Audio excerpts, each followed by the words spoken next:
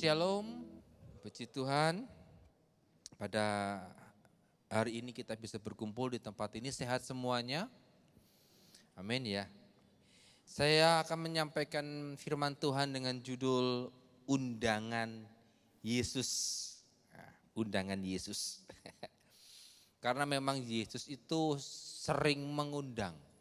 Yesus itu bukan preman yang bisa masuk setiap saat nyelonong tanpa permisi, karena di kitab Wahyu bilang Tuhan itu berdiri di depan pintu, dia mengetuk.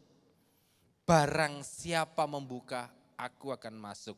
Sekalipun dia punya kuasa untuk menggedor, tetapi Tuhan lebih senang untuk kita mengambil keputusan untuk bisa membuka hati kita. Lah ini undangan Yesus bagi kita.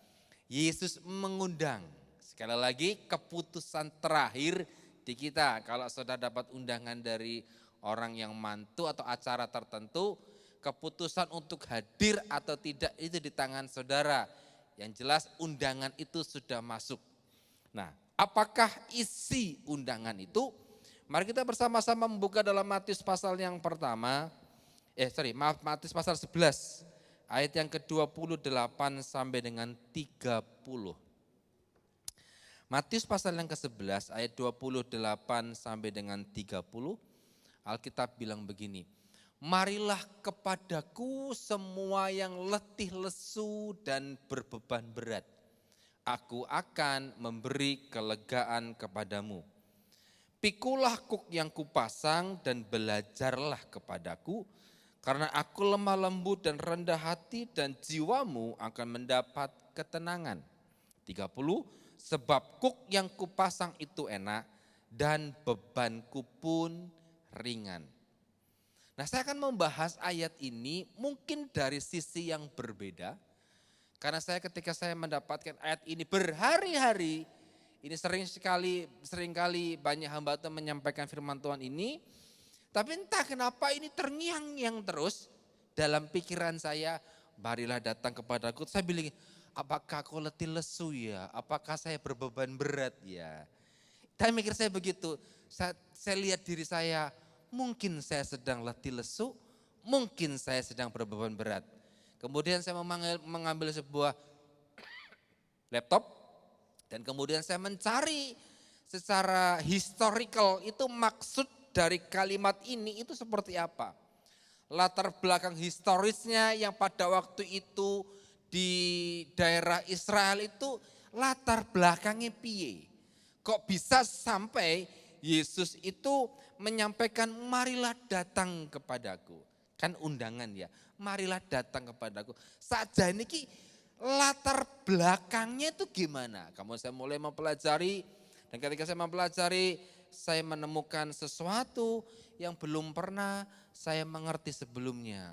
Dan kemudian saya diberkati sekali dan saya sampaikan kepada saudara. Begini, ayat di atas, tadi marilah datang kepadaku, jadi 3 ayat, 28, 29, 30. Itu latar belakangnya adalah gini, pada waktu itu orang itu berusaha untuk meraih kehidupan yang soleh, yang saleh. Kehidupan yang baik dalam bidang agama. Kehidupan yang pakai tanda kutip istilahnya wong Jawa ngomong dadi wong apik lah. Jadi orang itu pada waktu itu berusaha untuk menjadi orang yang baik di bidang rohani, di kehidupan sehari-hari. Nah, karena semua orang itu pengen jadi orang yang baik, tapi mereka kemudian terbentur dengan peraturan. Peraturannya apa? Nah, saya jelaskan bahwa ada sekitar 600 hukum Taurat yang harus dilakukan setiap orang supaya dia menjadi seorang yang saleh hidupnya. Supaya dia dikatakan orang yang baik hidupnya, maka dia harus melakukan 600 peraturan. Nah, kalau Bapak Ibu ya, kualifikasi orang yang Kristen yang baik Apa saja Pak kualifikasi orang Kristen yang baik? Langsung dikei nyoh, enek 601 lakukan. Wah, itu yang terjadi. Ketika mereka menyadari bahwa untuk menjadi saleh, untuk menjadi orang yang rohaninya baik, mereka terbentur dengan peraturan-peraturan banyak itu, sehingga tapi nggak ada ini, nggak ada pilihan. Mereka nggak punya pilihan selain itu. Semakin mereka berusaha untuk hidup baik dengan memenuhi peraturan-peraturan, semakin mereka berusaha untuk memenuhi atau menggenapi atau melaksanakan peraturan-peraturan itu, semakin mereka bingung. Semakin sampai akhirnya begini, wes lambolah, sakarepmu terserah wis, aku wis kesel. Aku sudah berusaha jadi orang baik, tapi begitu banyak peraturan-peraturannya. Nah sampai akhirnya kebanyakan dari mereka tuh hidup dalam legalistik atau legalisme. Apa itu pengertian legalisme? Legalisme adalah suatu konsep bahwa seorang dapat mencapai kesempurnaan di hadapan Allah melalui usaha mentaati hukum sebaik-baiknya untuk mendapatkan keselamatan. Jadi mereka dengan tenaga sendiri, dengan usaha sendiri, dengan apa yang mereka bisa lakukan supaya jadi orang yang pakai tanda kutip sempurna di hadapan Allah. Tadi istilah saya adalah orang yang saleh, orang yang baik, orang yang rohani. Tapi dengan kekuatan sendiri. Tujuannya apa? Supaya dia bisa selamat atau memperoleh keselamatan. Nah, pada waktu itu Bapak Ibu, pada waktu itu Yesus melihat banyak orang-orang yang mengalami kejenuhan di sini nih. Pengen dadi wong apik, pengen dadi wong sing saleh, orang yang bisa sempurna pakai tanda kutip di hadapan Allah, tapi angel sampai uslah karepmu. Kalau saya boleh terapkan begini, pernahkah Bapak Ibu menghadapi sebuah pelajaran atau kehidupan begini? Aku tuh ya sudah melakukan firman Allah. Aku ini loh ya sudah ke gereja. Aku ini loh mungkin sudah rajin di FA. Aku ini loh sudah orang kurang-kurang kayak nabur. Aku ini loh sudah melakukan banyak hal untuk Tuhan, untuk sesama, untuk gereja. Tapi kok hatiku renek sing pas ya. Ada sesuatu yang kurang yang dia rasa. Padahal menurutnya dia sudah melakukan banyak hal untuk Tuhan. Yo sing melu FA tadi saya bilang, yo melu pelayanan, yo wis rajin nang gereja, yo wis rajin sembahyang, ya sudah berdoa dan membaca Alkitab, sudah dilakukan. Tetapi dia merasa, piye ya aku sing nglakokne iki, aku sudah melakukan itu, aku bahkan mungkin sudah doa puasa. Aku sudah melakukan ini dan itu, tapi kok rasanya di hati nggak ada greget. Di hati rasanya biasa saja. Nang gereja datang dengan pulang, yo biasa saja. Nggak ada yang saya dapat. Padahal aku ya nyanyinya tenanan. Tadi Bu Helen bilang, ayo Bapak Ibu pakai gerakan. Tuhan Yesus tidak berubah. Aku ya wis kayak ngene-ngene gitu Ayo senyum dong. Aku ya wis guyang-guyu. Tapi nih, enggak ada yang menyentuh di hati. Bahkan ketika saudara mungkin mendengarkan saya ngomong sekarang, wong kayak ngomong apa aku orang mudeng ora dong ora. Jadi enggak ada sama sekali. Padahal saudara di sini melakukan kegiatan gereja, datang ke gereja. Nanti ada persembahan kan, saudara pulang memberikan amplop persembahan, memberikan sudah ngasih duit. Sudah semuanya kegiatan di dalam gereja sudah dilakukan. Tapi tidak ada sesuatu yang menyentuh hati. Jadi wong Kristen kita yang ngene-ngene tok teko nang gereja muji Tuhan, nek WL nyanyi rotok semangat ya melu semangat, nek WL biasa ya biasa ae. Jadi semuanya itu seperti sedang berada dalam situasi yang terserahlah, yang penting aku teko. Nah, dia sedang mengalami yang namanya kejenuhan. Bahasa Alkitab gini, dia sedang letih lesu. Itulah orang-orang semacam itulah. Yesus datang kepadanya dengan berkata, marilah datang kepadaku. Ada sebuah paradigma yang salah di sini. Orang itu merasa bisa melunasi hutang dosanya dengan usaha sendiri. Sehingga orang tersebut berusaha mati-matian untuk taat kepada Tuhan secara sempurna. Tapi selalu gagal. Ini gambarnya ada orang kasih kado karena meh Natalan. Ini loh. Ada orang ya. Ketika dia berharap aku memberikan sesuatu, pemberian hadiah kepada orang lain. Pemberian hadiahku ini menutupi dosa. Ada orang seperti itu. Jadi dia berusaha untuk membagikan semua hadiah kepada semua orang dengan harapan dosanya tertutupi dengan pemberian itu. Dia sedang berusaha mati-matian.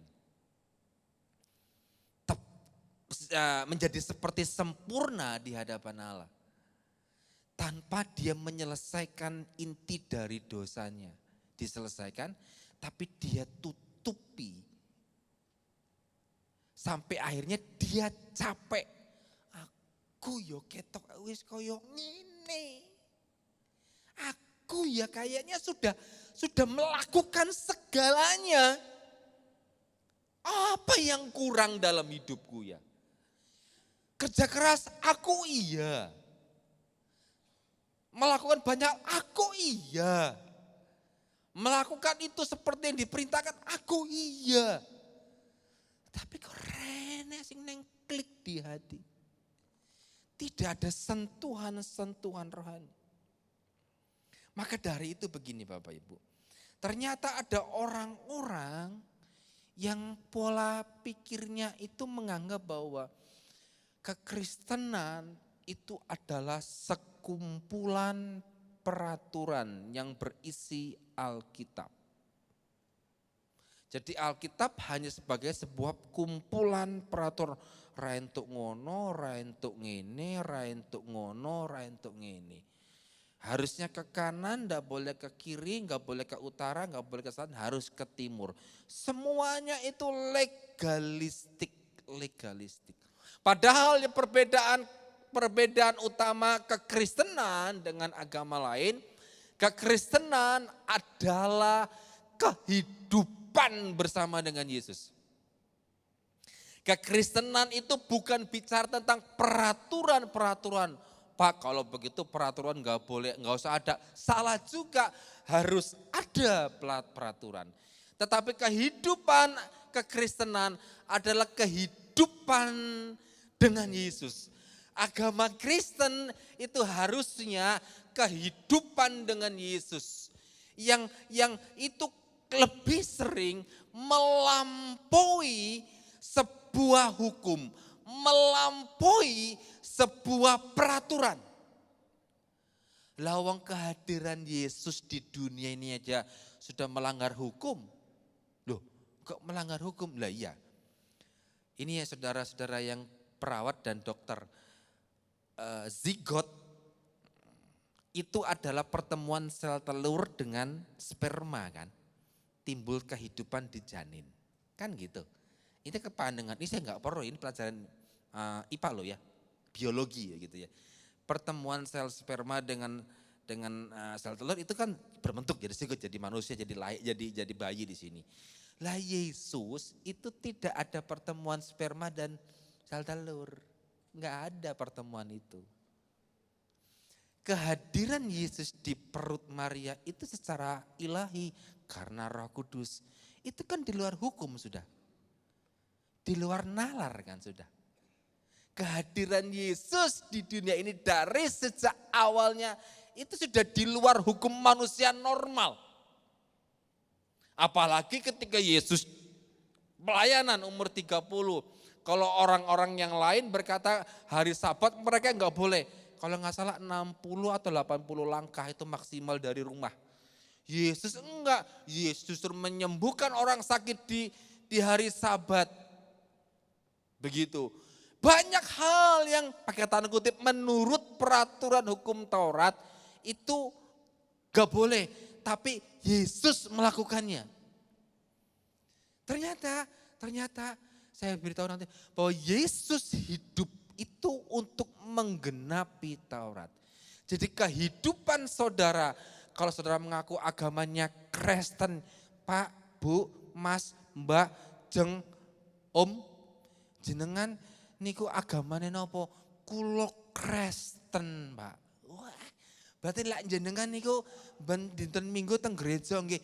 Iya toh aku wong Kristen ya kudu nang gereja. Nah, saya beritahu bahwa kehidupan kekristenan bukan cuma ke gereja. Tapi kehidupan agama Kristen adalah kehidupan dengan Yesus di setiap hari, di setiap tempat, di setiap keadaan. Jadi kalau ada hari ini ada orang-orang yang sedang mengalami kejenuhan, bosan, tidak ada perubahan, dia sedang lesu, dia sedang letih lemah, dan dia berkata, mari datang kepadaku orang-orang yang seperti ini. Sebab apa? Aku akan memberikan kelegaan kepadanya. Orang-orang yang sudah merasa hidupnya kekristenan sudah semua dilakukan. Pak, iki lo tenan, Pak, sudah semua. Tapi kok enggak ada perubahan dalam hidupku. Tuhan bilang, ayo nak, melu aku, datang kepadaku semua orang yang letih lesu dan berbeban berat. Dulu saya berpikir, dulu zaman Bien, zaman baru lulus kuliah, bahkan itu bertahan beberapa tahun. Saya lulus kuliah tahun 2001 dengan gelar sarjana teologia, lulusan terbaik kedua, kan sombongan saya. Saya keluar dari sarjana, saya dari Tawangmangu, STH, sarjana teologia, sama dengan sok tahu. Itu. Saya dulu idealismenya gini, pokoknya ini munggah mimbar. Kalau yang naik di mimbar ini bukan rohaniawan. Yang naik di mimbar menyampaikan firman Tuhan itu adalah pengusaha. Saya akan bilang, emang dia ngerti apa firman Tuhan? Dia ngerti apa Alkitab? Alkitab itu harusnya menyampaikan adalah rohaniawan. Dosen, pendeta, doktor teologi, MTH itu cocok. Lah pengusaha kok menyampaikan firman Tuhan, apa? Cari terkenal. Nah, itu dulu pikiran saya dulu begitu. Karena saya melihat hidup kekristenan itu legalisme. Kudu ngene. Dan ketika saya melihat kenyataan dalam lapangan di dunia pelayanan, ternyata orang-orang yang memiliki background pengusaha, mereka dipanggil Tuhan jadi gembala sidang, gerejanya justru luar biasa dibandingkan orang-orang yang latar belakangnya teologi. Itu kenyataan di lapangan dan itu awalnya mengganggu saya loh. Kok iso ya? Kudune sing luwih maju sing latar belakang iki teologi ngono lho. Ini cuma pengusaha kok maju ya gerejanya. Dulu itu konsep saya seperti itu. Kenapa? Ya karena mikir harusnya gereja itu dibangun dengan cara 1, 2, 3, 4, 5. Pelayanan terus dibangun dengan cara 1, 2, 3, 4. Banyak sekali. saya melupakan bahwa agama Kristen adalah bicara tentang kehidupan. Kalau bicara kehidupan tidak peduli latar belakangnya pendeta, STH, MTA, doktor teologi, bahkan seorang pengusaha sekalipun, tapi kalau dia hidupnya dengan Yesus, maka dia akan diajar oleh Tuhan bagaimana menetapkan kehidupan. Dengan kata lain begini, saudara punya peluang yang sama untuk jadi berkat dengan orang lain, kepada orang lain. Dengan cara-cara yang ajaib. Asal kehidupan Kristus itu nyata dalam hidup saudara. Oke. Ini apa? Ya, Yesus sedang bilang, marilah datang kepadaku. Dia sedang ngomong kita gini, kamu harus kenal aku. Supaya hatimu lega, mari datang nak. Kamu kan lagi beban berat karena kamu gak kenal aku. Coba kamu kenal aku, kamu hatimu akan kelega. Bagaimana cara kita mengenal Tuhan? Oke, bagaimana cara mengenal Tuhan? Kita buka di ayat yang ke-29. Matius pasal yang ke-11 tadi. Pikulah kuk yang kupasang dan belajarlah kepadaku, karena aku lemah lembut dan rendah hati dan jiwamu akan mendapat ketenangan. Begini,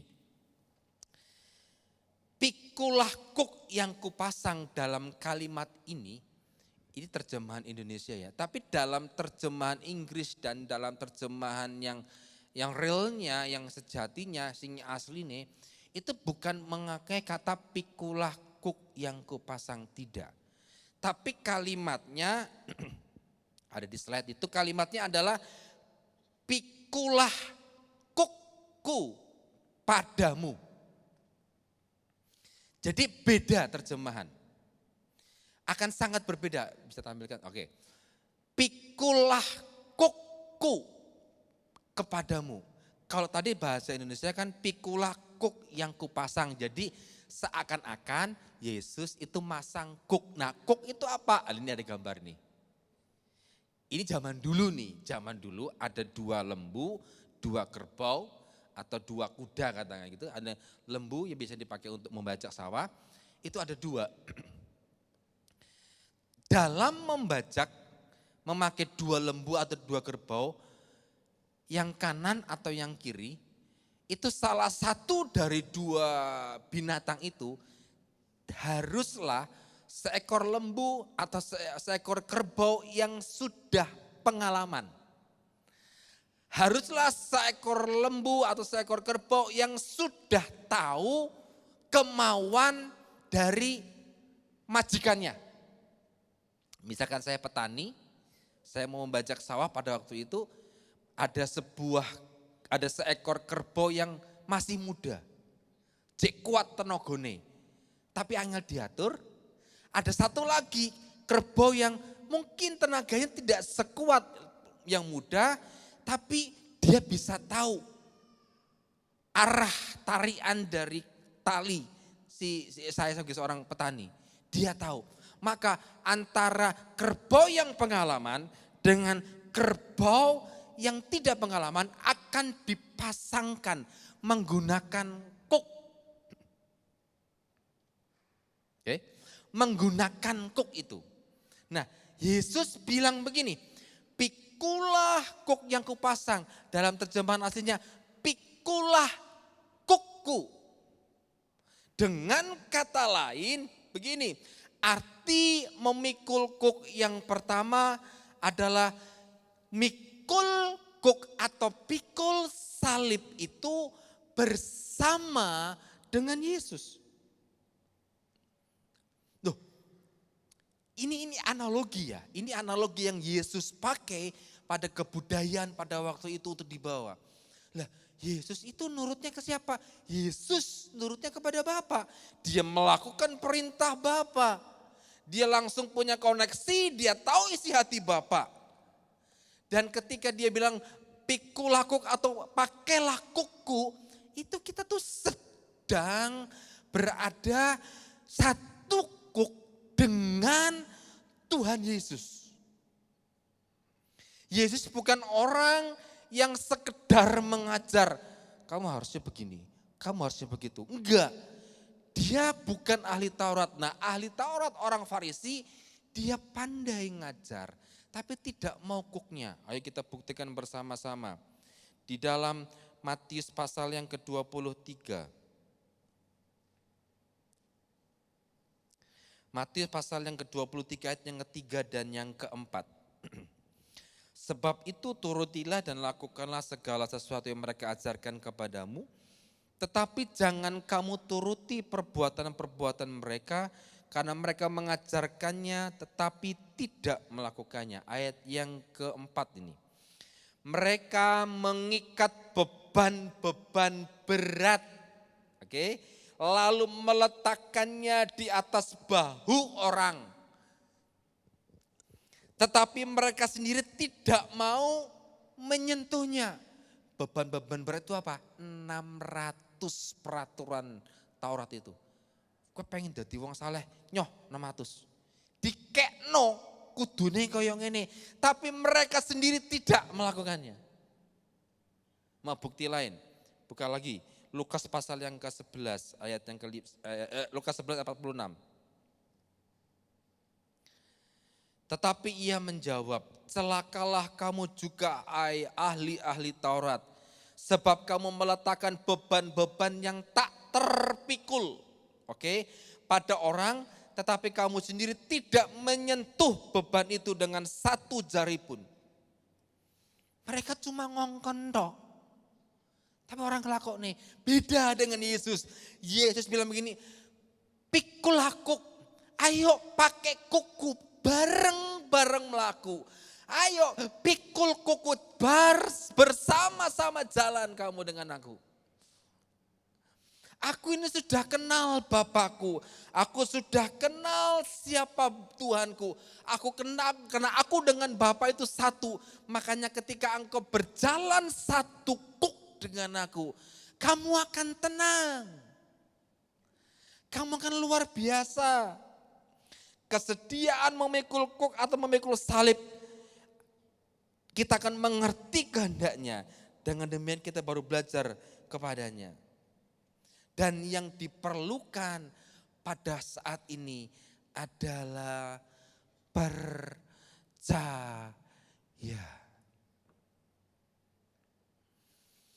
Untuk pada tahap ini loh, ayo pikul kuk bareng be aku. Modalnya itu percaya. Modalnya itu percaya. Istilah rohaninya begini. Saudara mungkin berkata, Pak, aku jadi orang bertahun-tahun capek, Pak. Tuhan bilang, iya, karena kamu mikul kukmu itu dewean. Iya, karena kamu mau berusaha mempertahankan hidupmu baik dan rohani itu sendirian. Dengan kekuatanmu. Boten saged nggih Bapak Ibu sedaya kemawon. Ndak bisa. Kalau saudara mau jadi orang Kristen yang sungguh-sungguh, mikul kuknya itu bareng-bareng Tuhan Yesus. Kadang-kadang ya, mikul kuknya atau mikul salib bareng Yesus itu tidak seperti yang diharapkan. Contoh, saya di sini saya mau berjalan menuju ke keyboard North Stage 3 itu. Manusia normal saya kepengin sampai ke sana adalah dengan cara melaku kayak gini. Simple, sederhana, sampai pada tujuan. Plek langsung kan. Pengen kita begitu. Itu nih, hidup kita pengennya gitu. Jadi kalau kita pengen sesuatu, yondang Tuhan. Tapi ada kalanya begini, kita pengennya ke sana dan memang Tuhan kita juga pengen kita ada di sana, dalane ora rono, muter rene. Loh, ndak semakin dekat loh, semakin jauh. Di sini menghadapi pergumulan. Aduh, usahaku piye. Ketika saudara merasa lelah di sini, aku sudah pelayanan Tuhan. Aku sudah berkorban Tuhan. Aku sudah melayani. Aku sudah rajin ke gereja. Aku sudah menjadi orang baik. Kenapa ada masalah seperti ini datang? Kita lelah. Tapi cek melaku. Tuhan bilang kepada saudara, nak, mikulnya bareng aku. Loh Tuhan, tapi dari tujuan semula ada. Percaya saja. Ya wis Tuhan, tak melaku mbek Tuhan, jalan kita pelak turun di sini. Orang ndang rono rene sik mandek. Mandek nih, ada masalah keluarga. Anak-anak susah diatur. Anak-anak mengalami pergumulan, ada yang nakal. Aku sudah melakukan banyak hal Tuhan. Kok jek ngene, rene perubahan, bojoku malah lungo. Istriku tambah cerewet, keuanganku morat-marit. Aku sudah melakukan semuanya bagi Tuhan. Tuhan bilang, nak, mikulnya bareng aku. Oh ya Tuhan, baiklah, jalan lagi ke sini. Di sini ada masalah lagi. Loh Tuhan, tenan toh? Mbok ndang-ndang teko, aku wis kesel. Tuhan bilang, nak, mikulnya bareng aku. Oh ya Tuhan. Sampai akhirnya kita berada di posisi di sini. Tepat seperti yang Tuhan mau. Tepat seperti yang sudah harapkan. Tapi kadang jalannya muter. Kenapa begitu?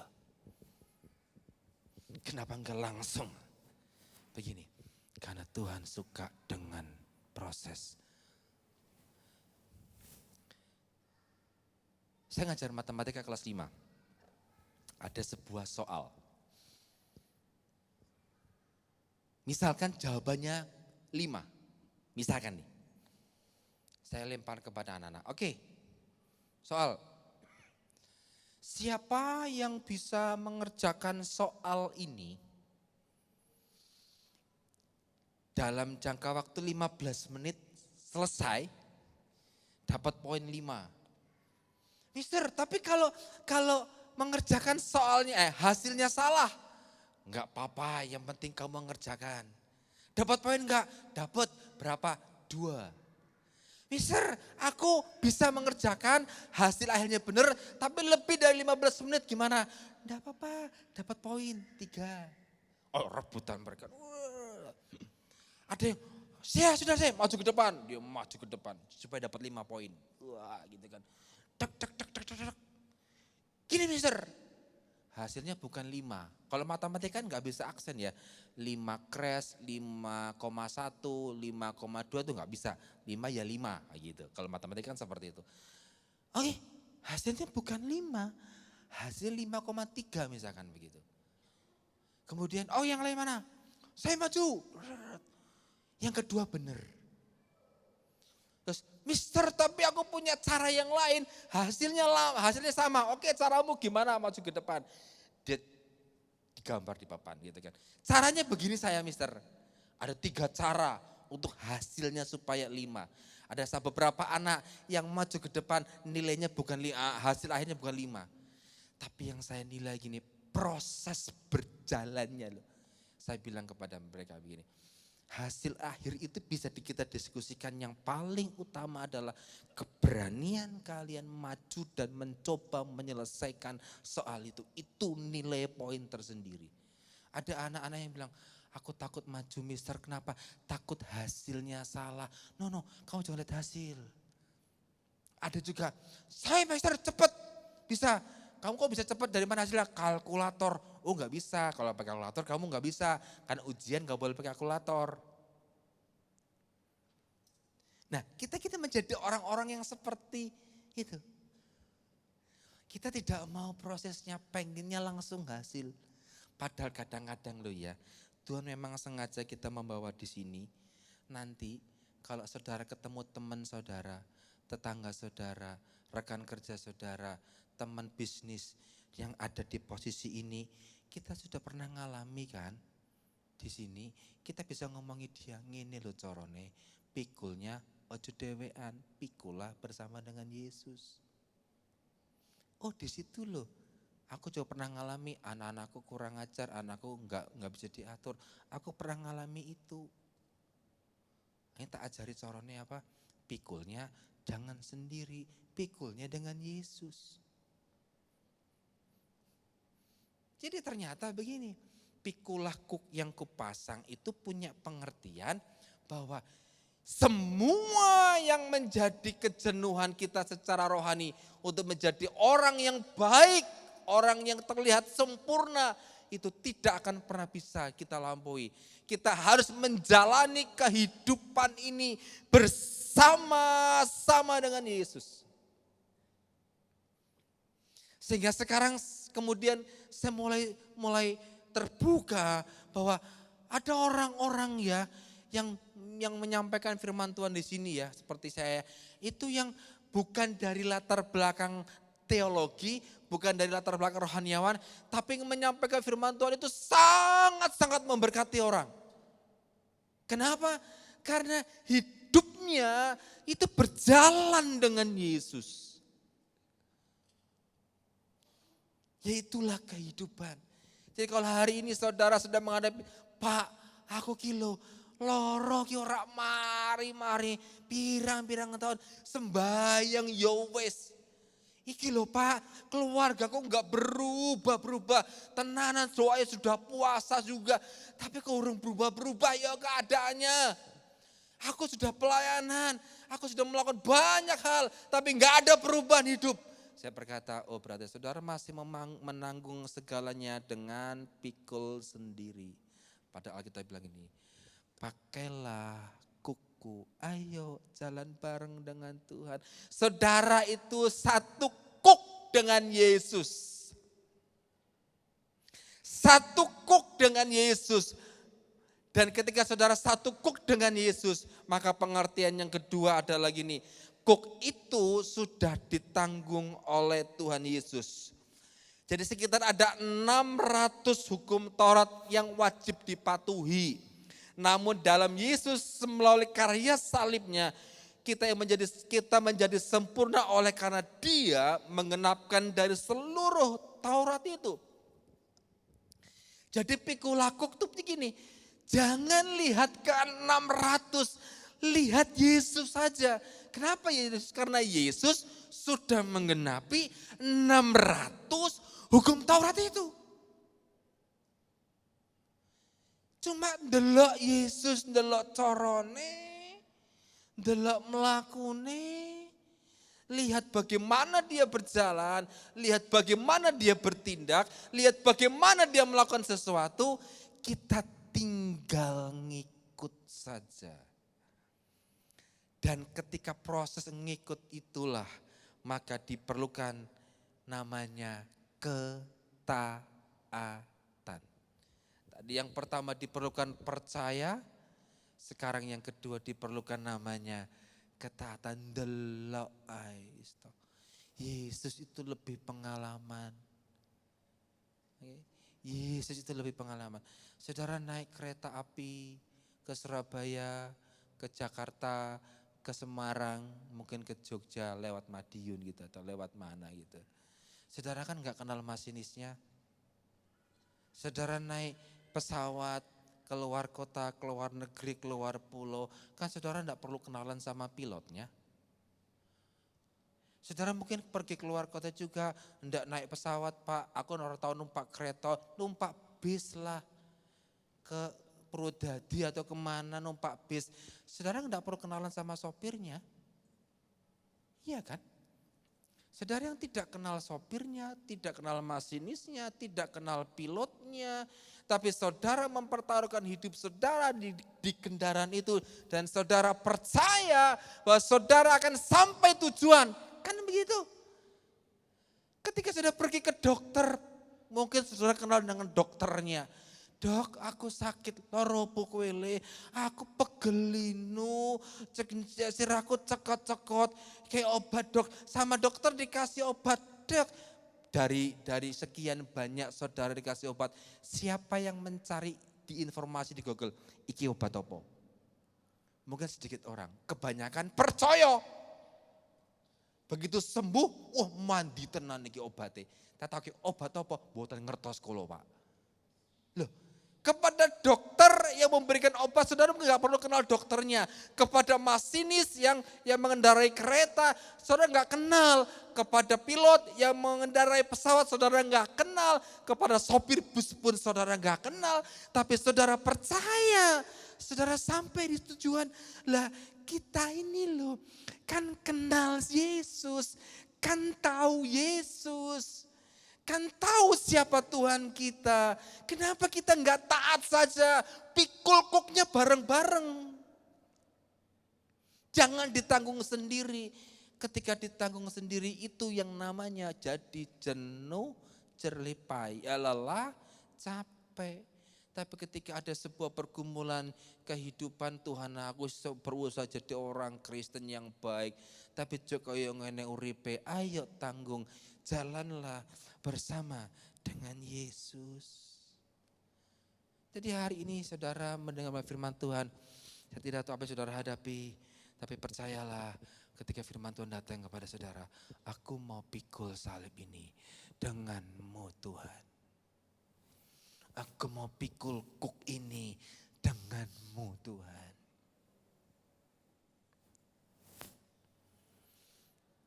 Makanya Alkitab dibilang dalam ayat yang ke-30 dari Injil Matius tadi. Matius 11 ayat yang ke-30. Sebab kuk yang kupasang itu enak dan bebanku pun ringan. Saya bertanya, kenapa disebut enak? Kenapa disebut ringan? Enak itu karena Yesus sudah menggenapi semua Tauratnya. Ada di slide itu.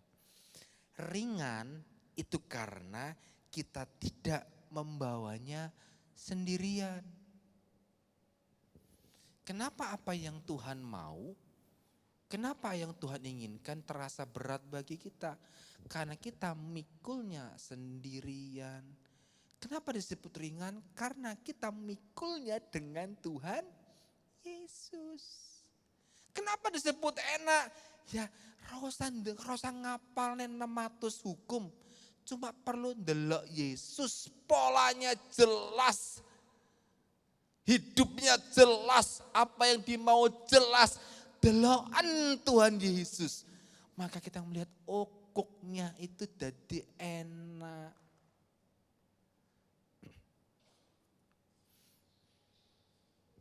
Waktu saya ujian di kelas, Mister, kasih dong kunci jawabannya. Loh kok enak? Ya supaya kita semua dapat nilainya itu bagus. Apalagi pelajaran bahasa Jawa. Haleluya. Minta dong. Dia bilang kepenak men. Ya gitu. Nah padahal ya, Yesus sudah punya kunci jawabannya loh. Saya mengenai pergumulan apa sih? Kunci jawabannya itu Yesus punya loh. Cuma tinggal lihat Tuhan. Tunjukkan kepadaku bagaimana aku jadi orang Kristen yang baik. Enak. Tuhan. Apakah saya tidak pernah capek? Saya pernah merasa capek secara rohani ya. Bukan secara fisik. Pernah. Karena saya menganggap begini, kalau saya sudah melakukan A, B, C, D, E, F, G, H, I, J, K, L, M, N, O, P, sampai Z begitu, harusnya aku mendapatkan A, B, C juga, 1, 2, 3. Tapi aku sudah melakukan A sampai Z, sing ngertak NTE cuma nomor 1 tok, loro 3, 4, 5, 6, hilang kabeh. Loh, gak seperti itu Tuhan. Harusnya aku dapat ini. Nah mulai. Hidupnya mulai dikotakkan, mulai peraturan lagi. Enggak. Agama Kristen itu agama yang bicara masalah kehidupan.